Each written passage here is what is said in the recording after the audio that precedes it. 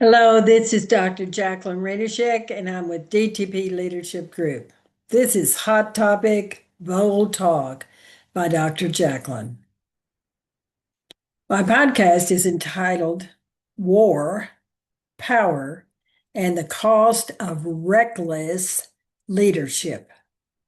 That's what I think is going on in America and in the world due to Trump's actions. Now, I want to say hello to everyone and welcome you back. And my podcast is one of the most important conversations we may have in a long time. The world is watching events unfold that could reshape global politics, international security, and the lives of millions of people across the globe. In late February, the United States and Israel launched coordinated strikes against Iran. What began as what the Trump administration described as targeted military operations has quickly accelerated into something far larger, a regional conflict with global consequences. The war has disrupted all markets, displaced citizens across multiple countries, and raised urgent questions about the role of leadership, strategy, and accountability in the United States. And they have every right to question us. So, this podcast is going to examine what is happening and why it matters.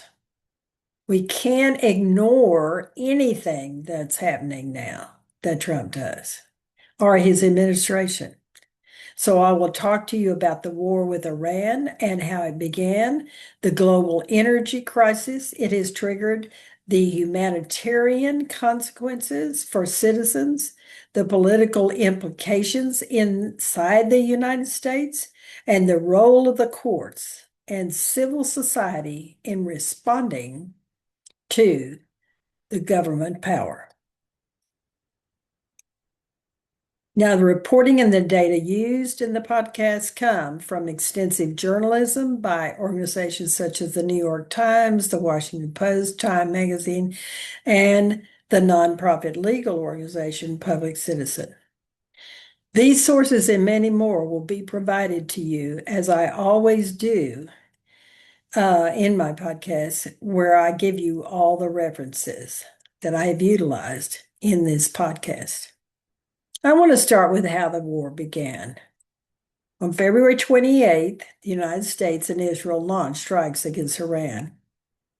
According to reporters in the New York Times, journalists Mark Mazzetti, Tyler Pager, and Edward Wong, they said the attacks targeted Iranian military facilities connected to missile programs and nuclear infrastructure. President Donald Trump framed the strikes as necessary to stop Iran from developing nuclear weapons. In early public statements, the administration projected confidence. Officials suggested the operation would be swift and divisive. How wrong they were. President Trump even suggested that the war was already largely successful. That is a true fantasy of one of his and the many that he's had. But within days, it became clear that the situation was far more complicated. Iran retaliated. Missiles and drones were launched toward U.S. military bases and allied nations in the region.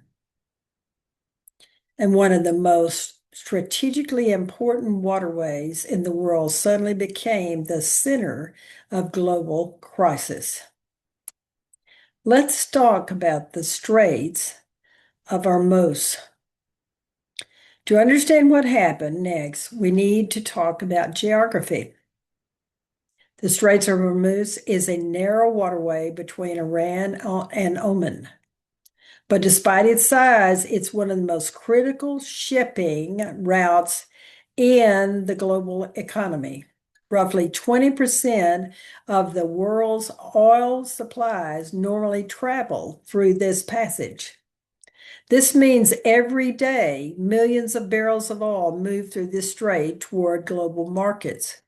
When Iran signaled that it might block or mine the Straits or Hormuz in response to the United States Israeli strikes, global markets reacted almost immediately. Shipping companies halted operations, oil tankers stopped moving through the region, insurance rates for ships skyrocketed. Within days, global oil prices surged. According to the data cited by the International Economy Agency and reported by the New York Times, the war has created the largest disruption in oil supply in modern history. Before the war, approximately 20 million barrels of oil moved through the straits each day. Now that number has fallen dramatically, and the economic consequences have spilled across the world.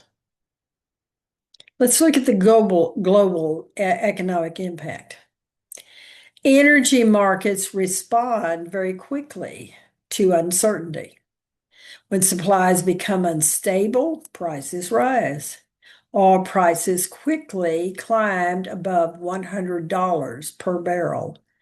At one point, they briefly approached $120. Gas prices in the United States rose significantly. According to AAA data cited in the New York Times reporting, gasoline prices increased more than 20% in less than 2 weeks. Diesel prices increased even faster. These increases affected nearly every aspect of the economy. Transportation costs increased, food prices rise, manufacturing becomes more expensive, businesses face higher operating costs, consumers ultimately pay the differences, financial markets react as well as. And the SP 500 dropped about 1.5% in a single day. It's the worst decline since the war began. Stock markets in Europe and Asia followed with similar declines. The war had quickly become a global economic shock. So here's what irrational and really inappropriate leadership that we have in America has created in the world. I think it's fascinating that there are so many times when talking about Trump that it's the worst or the most dramatic impact in American history. That has been said too many times that he has been president currently. Now, I think the sad part about it is there has been a real misjudgment of Iran. One of the most striking elements of this crisis is how dramatically Iran's response appears to have been underestimated. I think it's amazing that Trump can make some sarcastic remark in public about he got him before he got me, when we're talking about now the son who is running Iran, who's become the new leader, and his father was killed by Trump and his military. According to reporting by the New York Times, some officials in the Trump administration dismissed warnings that Iran might disrupt the global oil market. In fact, Energy Secretary Chris Wright publicly suggested that all markets would stabilize quickly, but Iran's responses have been far more aggressive than anticipated. So what I see when I talk about very inadequate leadership, we have seen over and over again the choices that Trump has made and gotten approved by this Republican Congress to be heads of various departments has given every evidence of the weakness and inadequacy of the people that he has chosen. They're not leaders. They follow him, but they have little understanding of what they're doing in their various jobs, as far as I'm concerned. And I've studied leadership for 48 years, and I think I have some ability to see what leaders can do. Not only that, I think it's outrageous that they didn't see that the Iranian forces were going to start targeting shipping vessels. All tankers were attacked in the Persian Gulf. Iran also began laying naval mines in the Straits of Hormuz. According to the U.S. intelligence officials cited by many news organizations, they talked about all these possibilities. Naval mines may sound like a simple weapon, but they are not. Even a small mine can cripple a massive oil tanker or naval vessel. Because mines are difficult to detect and remove, they can halt shipping for extended periods of time. That's exactly what we are seeing now. Hundreds of tankers remain stranded because companies fear sending ships into the strait. And then, Trump can't make a decision that doesn't have something to do with him trying to make himself look better. And this one, I think, is outrageous. He has lifted the sanctions against Russia. So, facing rising fuel prices and economic pressure, the Trump administration made a controversial decision. According to the New York Times, reporting by Alan Rappaport, the United States temporarily lifted sanctions on Russian oil shipments that were already at sea. The goal was to increase oil supply and reduce pressure on global energy markets. But Treasury Secretary Scott Bessent estimated that allowing Russian oil shipments to proceed could add hundreds of millions of billions of oil to the global market. But the critics quickly pointed out that the political implications of this decision are many. Russia has been under heavy sanctions since it invaded the Ukraine in 2022. Allowing Russian oil to flow freely, even temporarily, represents a major political shift. Experts warn that the move could undermine years of international pressure against the Russian government. And not only that, analysts fear that the sanction relief could even become permanent if war continues. So there is no thought except we're going to go do this military action with Israel, and we have not thought about the consequences for the world. Now, I think the major thing is this is a war without clear goals. Any trouble element of the conflict is the lack of consistent messaging from the administration about its objectives. They can't make up their minds. At times, officials say the goal is to destroy Iran's missile capabilities. Other times, the president has suggested broader ambitions, including weakening the Iran regime. Doesn't look like it's weak right now. Secretary of State Rubio and the Defense Secretary Hegseth have outlined more limited military objectives.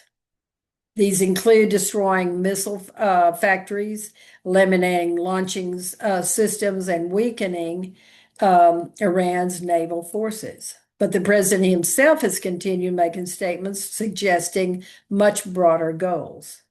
And without a clear objective, wars can easily become prolonged conflicts. History has proved this in many examples of war that began with limited aims but extended over time.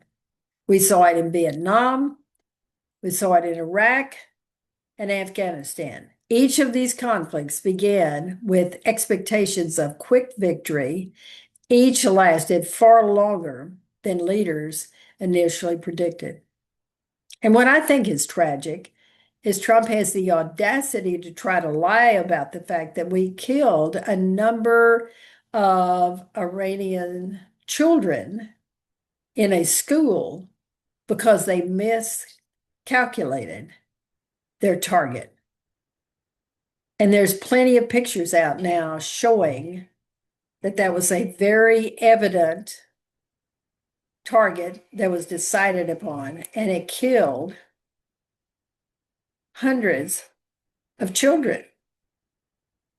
And that in itself, you will hear in a moment, has created tremendous anger. There are civilian consequences. When military leaders discuss strategy, citizens bear the human cost of war. It's not only our military personnel that end up having tremendous cost to them. It is a lot of people. According to Iranian officials speaking at the United Nations, more than 300 civilians have been killed in Iran. In Lebanon, Israeli strikes have killed hundreds more. More than 800,000 people have been displaced. Entire communities have fled their homes. And UNICEF reports that more than 1,100 children have been killed or injured across the region since the conflict began. I very doubt, seriously, that we will ever see any compassionate statement or any ownership by Trump that he created this with his war he decided to pursue with Israel. Families are living in temporary shelters, tents, and makeshift camps. Hospitals are overwhelmed, schools are closed, and millions of people now face uncertainty about their future. One resident of Beirut told New York Times reporters, "I don't feel like there is a safe place for us to go anymore." The statement captures the reality for citizens who are living through this today. And the war is spread. The conflict is now expanded beyond Iran itself. Israel has intensified their strikes against various groups in Lebanon. Missile attacks have occurred across the Persian Gulf. Drone strikes have been reported near Dubai. Saudi Arabia has intercepted drones targeting oil infrastructures. Iraq, the military bases have been attacked. Even European forces have been affected. 6 French soldiers were wounded in a drone strike in Iraq while conducting counter-terrorist training. The war is no longer confined to a single country. It has become a regional conflict, including multiple actors and alliances. Trump didn't want to have anything to do with getting the European allies that we have together and talking with them about what he was about to do. He didn't want to talk with the Congress, who represents all of us. And yet we sit here today with his decisions that are highly destructive. Let's go to cyber warfare. Another emerging dimension of conflict is cyber warfare. A recent cyber attack disrupted operations at Stryker, a U.S. medical equipment manufacturing company which operates in more than 60 countries. A hacker group claims responsibility and said the attack was retaliation for a missile strike on the Iranian school. Counterattacks on targeted hospitals, infrastructure, financial systems, and transportation networks. That's what's happening with the cyber attacks. Unlike traditional military operations, cyber warfare can reach far beyond the battlefield. That means civilians thousands of miles away from the conflict could still be affected. And that's what's happening now. When you have an egocentric, small-minded person who makes a decision to do this, they don't think beyond themselves. Let's look at the domestic politics. While the war unfolds overseas, political battles continue inside the United States. There's the controversial SAVE Act. SAVE Act is what it's called. This legislation would require Americans to provide documents such as passports or original birth certificates when registering to vote. Adversarial groups warn that millions of Americans do not have easy access to these documents. Replacing them can involve fees and administrative hurdles. Critics argue the law could function as a modern poll tax. Supporters claim it would protect election integrity. There has never been proof that there was election fraud. It's been analyzed and analyzed and analyzed to the nth degree. The only thing Trump hangs on to with his mega Republican friends is a conspiracy theory about election fraud. But this debate highlights the deep political divisions shaping our American democracy every day. No wonder we feel so tired. It is constant every day with some new something that he's going to think of. To me, the immigration policy is another major political debate, which involves temporary protection status for Haitian immigrants. He's hated them from the beginning. He has talked about them in very disdainful ways during his campaign. And so they have a temporary protection status, which allows migrants from countries experiencing disasters or war to live and work legally in the United States. Haiti received this designation after the devastating 2010 earthquake. Today, more than 350,000 Haitians rely on this program, and they serve our country in so many ways that are so positive. The Trump administration is asking the Supreme Court to allow those protections to expire. If the immigration rights advocates are correct, they warn that deporting people to Haiti would expose them to severe violence and political instability. Not only that, they have every right to be protected, and they have every right to continue their work and to contribute to our communities in very positive ways. It is Trump's inappropriate thought patterns, his lack of discernment to know when to stop and realize that he hasn't won the war he wanted to have against the Haitians. And then let's look at the civil response. While political debates continue, civil society organizations are fighting back through the courts. Public Citizen is a nonprofit organization that focuses on government accountability, has filed dozens of lawsuits challenging actions taken by Trump's administration. The group filed its first lawsuit a minute after the president was sworn in. Since then, it has filed more than 30 additional cases. Some of those lawsuits have already produced significant victories. Courts have forced the administration to restore public health information that had been removed from government websites. Other rulings have required the government to resume certain foreign aid payments. These cases demonstrate the continued importance of judicial systems in checking government balance. Since we don't have a Congress that's functioning, we have to have the courts and stand by them, as well as continue to do things that that public citizens started, which is No King's Marches. And one is coming up near the end of March. Now let's look at propaganda and the war itself. Another controversy surrounding the war includes political messaging.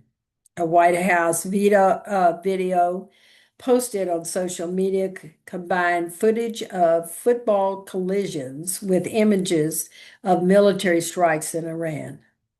According to the report by the Washington Post, several former NFL players whose images appear in the video strongly condemned the montage that was used. One player said, associating sports highlights with bombing human beings made him sick.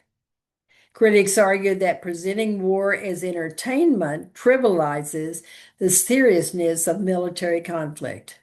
When violence is packaged as though it is a spectacle, the human cost can become invisible. So, what are the lessons from our history?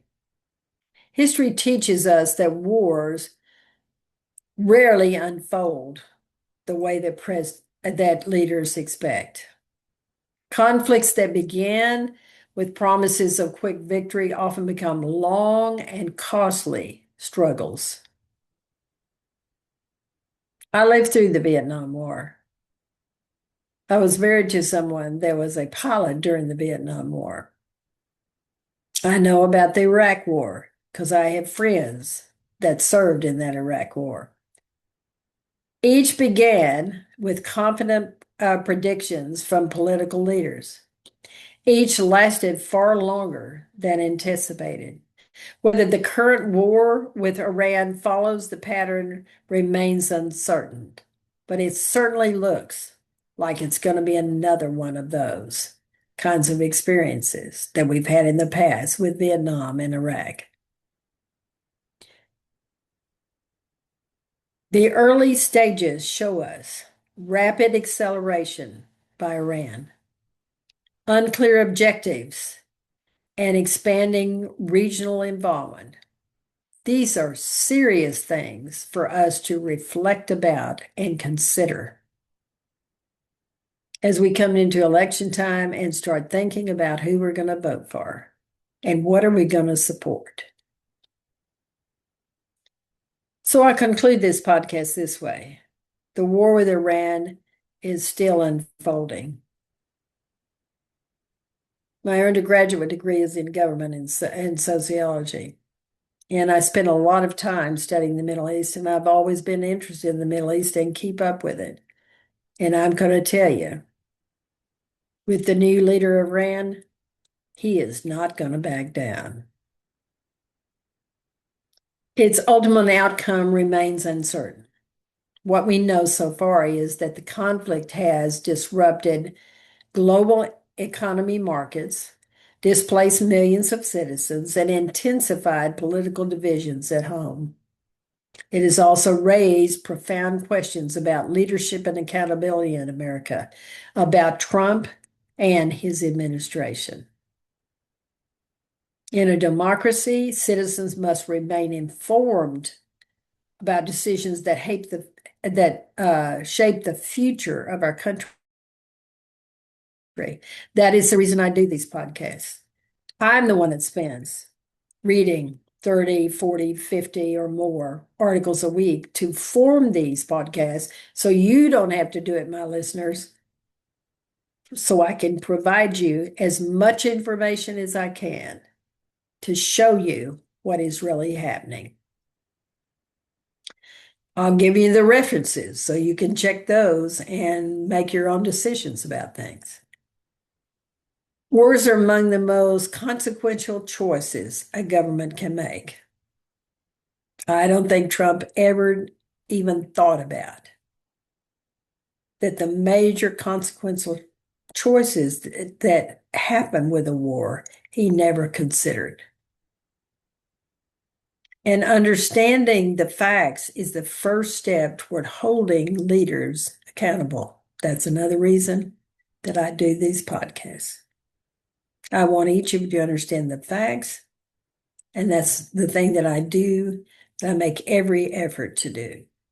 You can read all you want, but it's very hard to deny the multiplicity of newsletters that are coming out about the misconceptions about Iraq that Trump and his administration have made.